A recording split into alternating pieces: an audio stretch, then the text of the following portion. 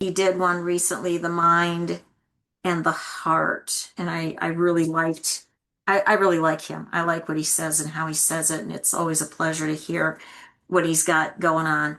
Um, Whenever I see a title of a book that has ABCs or alphabet in it or whole child, I start getting really suspicious because these are words and terms that sort of just get thrown out there. Stacy, I hope I'm pronouncing this correctly, but she's done some great work. It's published by Exchange Press, which I like. And one of the chapters that I really appreciated. And when I started reading, I'm like, oh my gosh, here we go. But it wasn't like that at all because she's addressing this strategy and this method called letter of the week.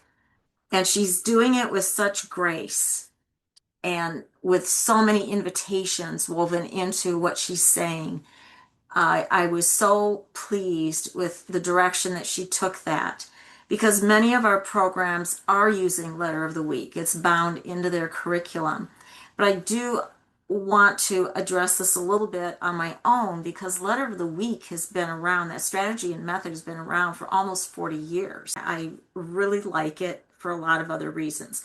But around the 80s and 90s was when we started seeing and experiencing the shift to school readiness. And that's when worksheets came in, that's when isolated skill instruction came in.